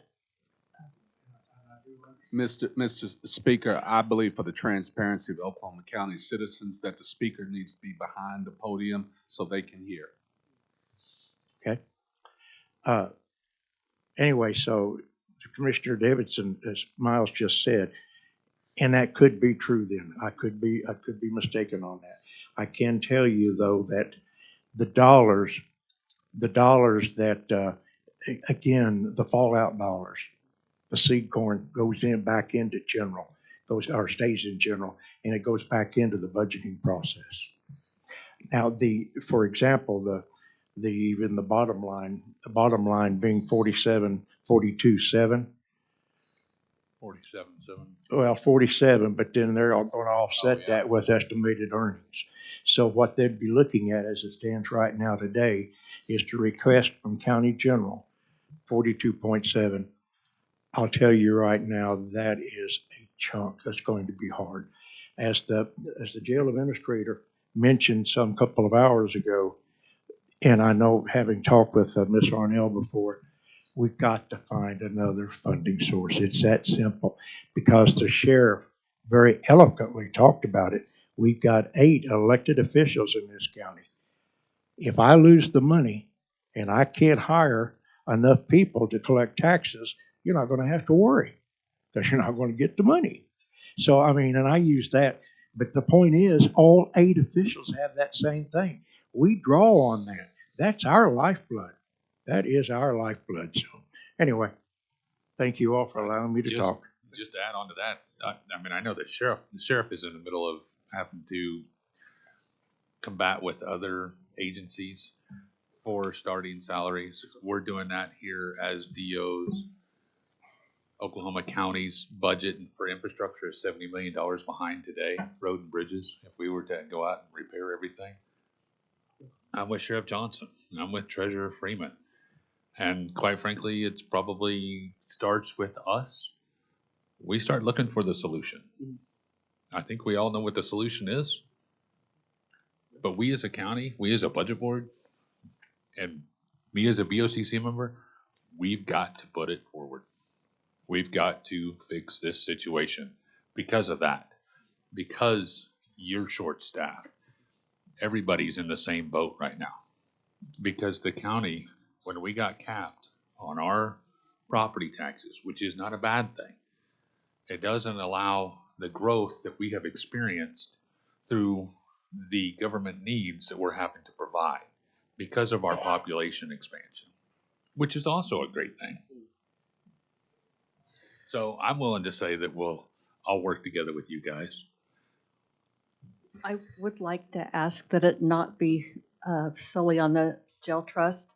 I don't think anybody who was elected or who was placed on this board was placed on it because they were fundraisers. I know I'm not. I can't call anybody and ask for money. And so to leave it with the trust, since we did not get any major fundraisers is going to be difficult. That means we probably won't. We have to have help from everyone else. I understand that, as we talked a while ago about CJAC. What we're asking for is people to get behind and to solve this problem. You cannot solve this problem. I promise you, Oklahoma County cannot solve this problem when we look at the 42 billion. It just can't, it simply cannot. And we've got to have some other way.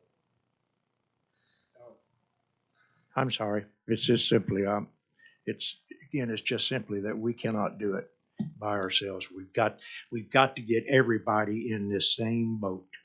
It's that simple. Okay, are there other questions? Mr. C, are you still, I'm sorry. Go ahead, Mr. Buck. So as the newbie, for one of my colleagues who serves on the county budget board, would you remind me the timelines that we're working under towards the submission of a budget from this body? I believe the timeline is the estimate of needs is supposed to be in by the 10th, correct? By Friday. By Friday, by the 10th. And then they will start, because they, each office, their BET member will get about a month to review the whole county's budget ask. And then they'll start putting together estimate of needs and seeing how that all fits into the dollar figure that we're supposed to receive. And that'll happen around the 1st of April. You're recognized. Follow up then, as a matter of function, has this been the customary way that we have wrestled with budget as a trust, is to be provided a document, or do we have a working committee that helps in the building to get where we get today? That is, the making of the budget is really a staff function. We do not have a committee of the trust. So we look at it and can have input, but I don't feel that's a bad thing. Obviously, with having individuals here on the trust that are involved in the county, it really lends some insight as to what would be like, hey, I understand how we get, that's a large ask that would really compromise the county. And I think a financial kind of committee to work with the trust, understand they, our CEO operates with autonomy, but I really think that would help for providing kind of like that guiding light, or what is the best way to go. Are we the only group getting this type of funding who does not have a seat at the budget board? When you say this type, this amount, or general fund dollars? The amount. Well, that's absolute, yes. I will tell you, that's 40% approximately of the entire county's budget. So, then we have the court functions, the court clerk, that we also, I mean, They're not on the budget board, are they?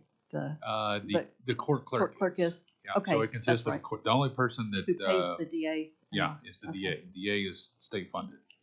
Okay. And public defender. are there other questions? I do want to point something out about the carryover, the 4.2 from the year before. And with that money, a lot that was spent last year, that year, and we were able to do a lot of things, fix a lot of stuff at the jail without having to go to the county to ask for that additional money. And at the same time, we get the flat budget from the county. And so when with inflation and everything, the prices has gone up. So the flat budget from the county is not going to help cover all these current expenses that we are dealing with. So that's the difference right now. We don't have that carryover money that we had from the year before to use it. But with a flat budget, it's not going to help us to run the place. Okay, do we have a motion? Motion to receive report. We have a motion to receive the report. Do we have a second? Second to receive the report. We have a second. Those in favor vote aye. Aye. This.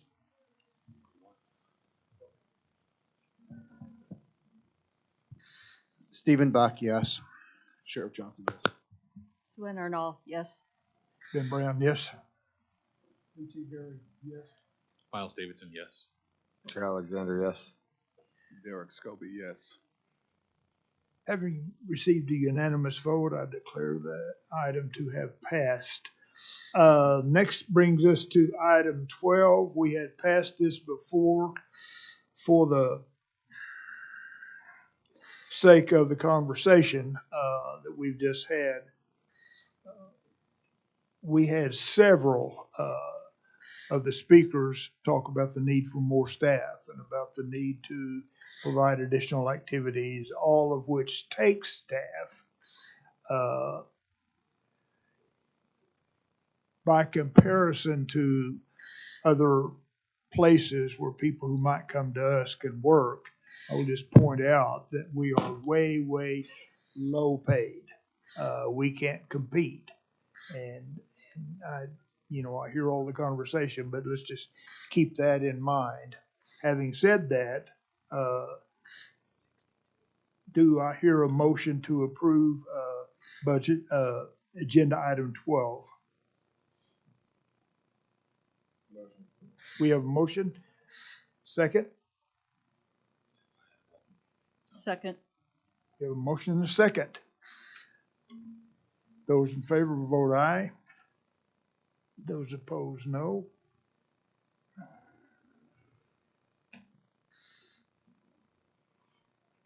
Stephen Buck, yes. Sheriff Johnson, yes. Sue Ann Arnold, yes. Ben Brown, yes. M.T. Berry, yes. Miles Davidson, yes. Chair Alexander, yes. Derek Scobie, yes. Now we're to agenda item 13, regarding a permanent jail administrator. Mr. Williams, you have been involved with that. Yes, and let me give an overview of item 13. This item is about the method of selection a jail administrator. It's not about actually selecting or choosing a jail administrator. And it starts off, it's a very comprehensive agenda item that allows discussion of the desirability of having a search process at this time. It could include search methods. It could include discussion of local versus a national search. It could include the desirability of engaging a professional search consultant. And it could further include a schedule for a search. And then there are some specific items. And item A is that through contacts with the Department of Justice, they have recommended an individual that Chair Brown can tell you more about, who is willing to come to Oklahoma City and meet with trustees and discuss a possible path forward. He is a guide in things of this sort. And that's probably the most important thing. There's also a December resolution, or actually a December action that was taken that directed the issuance of an RFP to go through the process to choose an executive search firm, and then the search firm would then assist with the process. And you can take no action on that, whatever your choice is. But there's a broad range of topics regarding this topic of the search.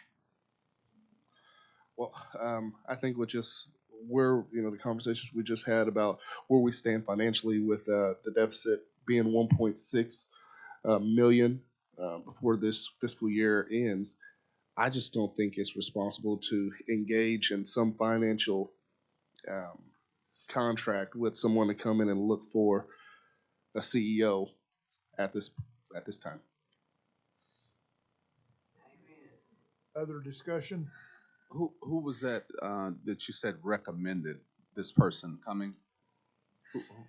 This was recommended.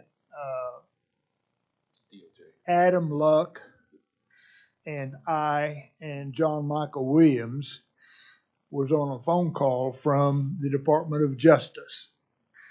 And they have a Bureau of Prisons. And so we was on a phone call, and they recommended two people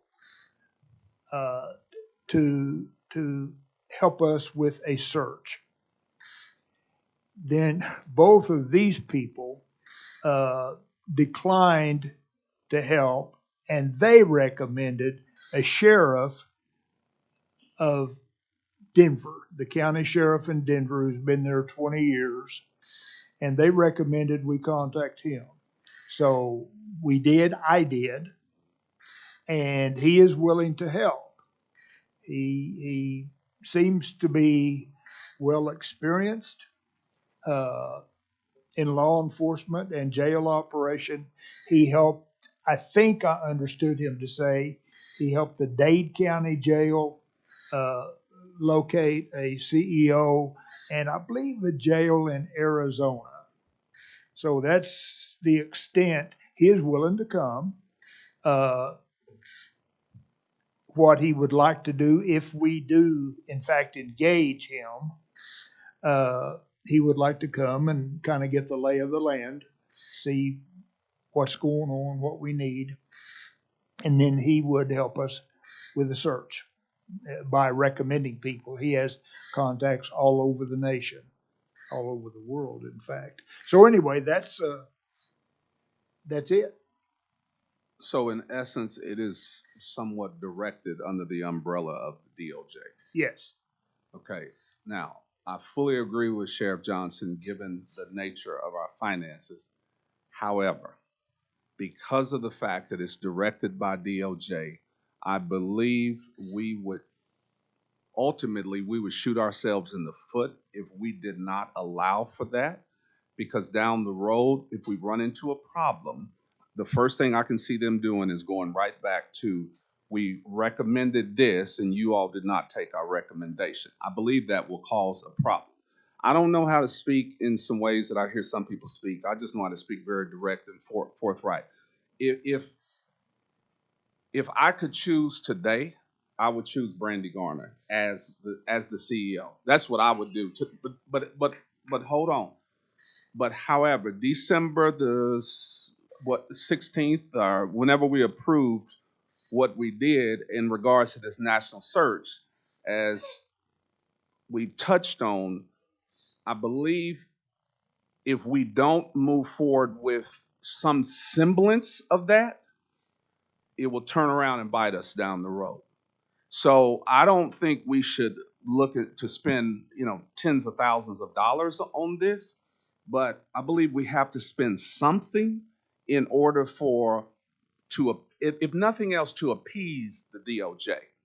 But ultimately, I'm just telling you, my heart ultimately says that this is going to be our next jail administrative CEO. But we will be doing Brandy an injustice if we don't do some due diligence, because people are going to turn around down the road and say, well, you didn't even try. You all, as a jail trust, did not even try to find someone else. And I believe that's going to sell her short.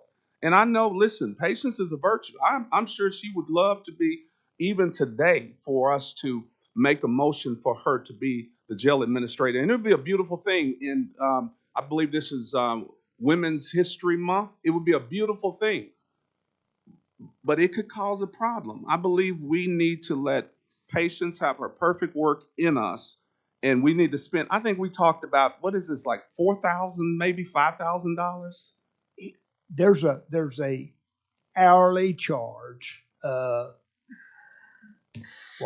I don't have that information in front of me, but there's a minimal hourly charge, maybe $200 an hour, which is, and then pay his expenses, a hotel and a plane ticket. It would be minimal, but. The last thing that I will say, because I used to love Superman growing up and Wonder Woman. So again, I don't know how to speak another way. I just know how to do it in a direct manner. Whoever the person would be, for me to change my mind and heart, they would have to be Superman or Wonder Woman coming in here showing us something that I've never seen in my life before I would move from this being the person. But we have to do our due diligence. And it takes a short window of time in order for us to do that, and a small amount of money. And that way we can say, we don't even have to say to DOJ. The DOJ would know that we did our due diligence, but we chose Brandy Garner. May I I have a respond to? question. To follow up on what he said, in December 16th, I didn't realize we were going to have a $1.6 million budget deficit. So at that point in time, my frame of mind, I was unaware of that. Now, did we contact DOJ for a reference and they gave us some names, or did DOJ contact us? I mean, is it a directive or were we asking for a recommendation? We asked, may I respond? Yeah. This process started with, there are two DOJ lawyers that have been to Oklahoma City. Some of you have met with them. I've met with them a lot. I talk to them regularly. And they call regularly, inquiring about things. Sometimes I keep them informed of things. They like that. We're on their radar screen, as you might imagine. Now, when they realized that Greg Williams had resigned, they contacted me and said, Greg Williams has resigned. And I said, yes. And so one thing led to another, and they said, well, we can be helpful in identifying the successor to Greg Williams. And so we talked at some length, and we talked about how that would be facilitated. And what was suggested was that there were two other individuals to go and talk to, that Mr. Brown's talked about, who are in this network of corrections who know they know who's good and know who's not so good. They did not direct that we go and choose these people. They said, we're here to help. We're here to help. And further, they have been helpful in the past. The Department of Justice has been very helpful. They've not been adversarial or confrontational. They've been helpful. Now, to the extent that the Denver sheriff comes, I think what he wants to do is come and just give us some general advice, which could include he'd meet Brandy Garner, and he's going to have an opinion with respect to her. And he probably will give you some advice with respect to what it would cost to hire a national person. And I'm informed it can be a lot of money. But it's information that would help you decide what to do next. It may well be that Sheriff Diggins is his name, who I've not talked to. He might say, based on your economic wherewithal and where you are and Brandy Gardner's experience and what she's doing, she may be the right one right now. He might say that. And if he comes down here, it's not to conduct a national search, it's to consult with you as a person who's very knowledgeable on matters of this sort.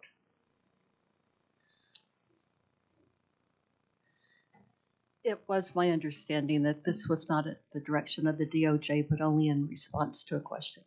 And thank you for bringing that up. But in light of the progress we've made, we've been making progress over a couple of years, and this continuation, it's been incredible. I don't know why we would disrupt that.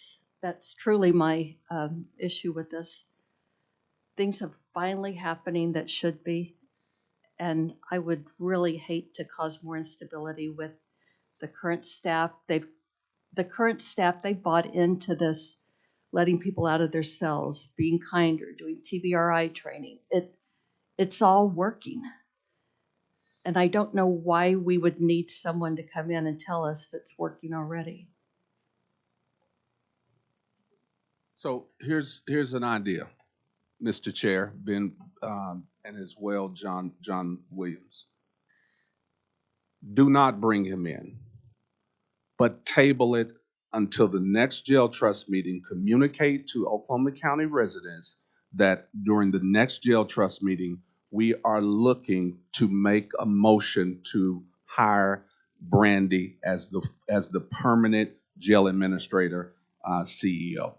To give the citizens of Oklahoma County enough heads up. Don't bring them in, no problem, but let the people know. Now, let me tell you what's going to happen. Nothing. The next meeting, it will be nobody that will stand behind there and oppose it, but at least we would have done the due diligence. I'm telling you, it will work in our favor if we do that. I'd also like to mention that a year ago when we were preparing, when we when the county or city was preparing for the bond vote, the jail trust had an approval rating of 11%. I would be willing to get a poll together again, but I suspect that our rating, even if it's up to 20%, that's almost double. I think we're on the right trajectory and the right trend. I fully agree. And the last thing I will say, that we have several that have communicated over the lectern today, and I appreciate all that they have said. And I agree with, I think, everything that was said. However, it's the same group, and that I don't mean it in the same group in a negative manner, the same group who, if it's something that they did not agree with, they would say that we're trying to jam this through too quick. Now, let's just be real. So I'm all in. Nothing's going to change in my mind or heart. Well, it could be something that changes, but it won't have anything to do with my mind change. I just may not be in the position, if you hear what I'm saying, to make that decision on this horseshoe at the next jail trust meeting. However, if I'm here, I'm all in. But we just need to give the citizens of Oklahoma County time. Okay, I want to respond to one thing that Trustee Arnold said. I don't want us to lose sight of the fact that the citizens of Oklahoma County, in a landslide, approved building a new jail. And if we say it's only 11%, then I think we fail to recognize that very positive vote that came. Well, we've had a lot of discussion. Is there more? I don't want to cut anybody off. Do we have a motion?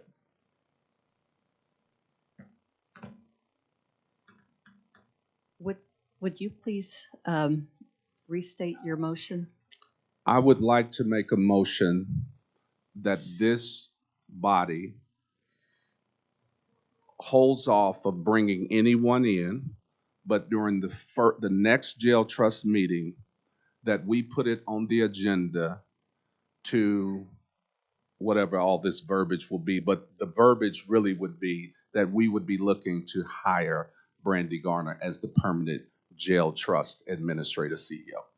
So whatever that, you fix all that up, John Michael. May I state what I think you're saying, Pastor Scobie?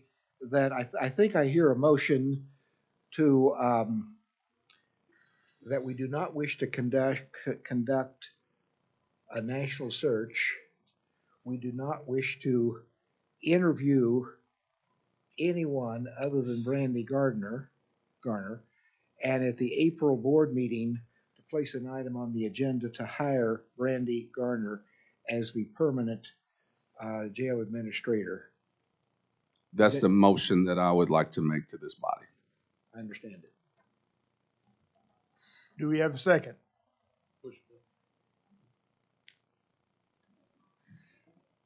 Do we have a second? Okay, we have a second.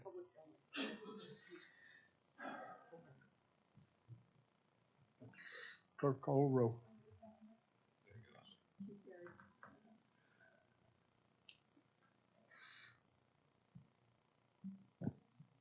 Stephen Buck, yes. Sheriff Johnson, yes. Sue Arnold, yes. Ben Brown, yes. M.T. Berry, yes. Miles Davidson, yes. Chad Alexander, yes. Derek Scobie, yes.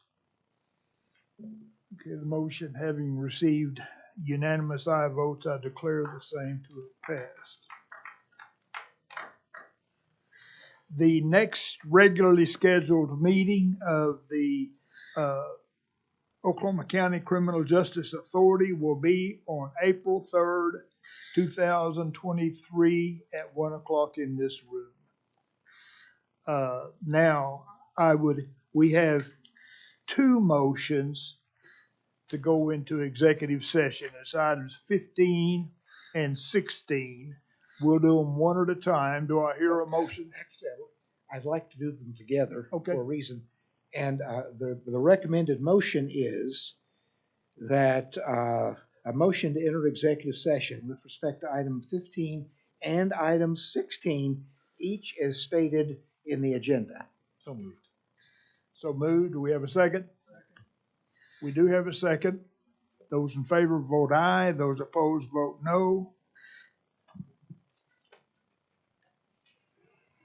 It's stuck. It won't Mr. let Buck? us do a verbal. Steve Buck, yes. Sheriff Johnson, yes. Senator Arnall, yes. Ben Brown, yes. You're up. Yes. Miles Davidson, yes. Chair Alexander, yes. Derek Scobie, yes. Okay, I declare the motions to have passed.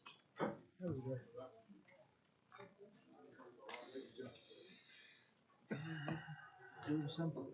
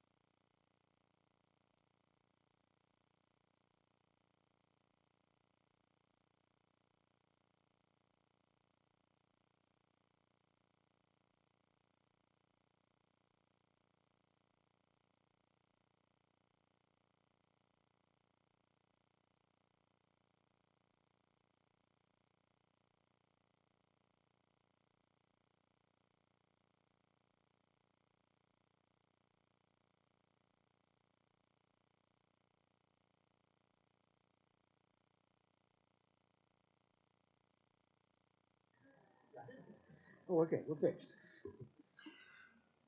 Okay, do we have a motion to leave executive session and reconvene in open session? Motion. We have a motion. Do we have a second? We have a second. Please, clerk, call the roll. Stephen Buck, yes. Sheriff Johnson, yes. Sue Arnall, yes. Ben Brown, yes.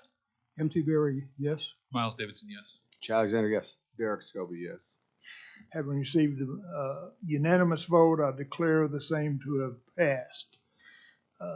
Do we have, Yeah, under item 18, in terms of a matter that arose in the above executive session, I think a possible motion is to appoint a committee to interview and meet with Brandy Garner for the position of permanent Chief Executive Officer and Jail Administrator of the Oklahoma County Criminal Justice Authority, with the committee to be comprised of Trustee Buck, Trustee Berry, and Sheriff Johnson, with Mr. Buck to chair the committee. Second. we do have a motion and a second. Clerk will open the roll. Those in favor vote aye. Those opposed vote no. Stephen Buck, yes. Sheriff Johnson, yes. Sue Arnall, yes. Ben Brown, yes.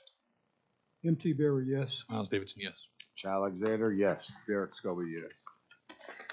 And now we would entertain a motion to adjourn. We have a motion, we have a second. Clerk will open the roll. Stephen Buck, yes. Sheriff Johnson, yes. Sue Arnall, yes. Ben Brown, yes. Miles Davidson, Yes. Derek Scobie, yes.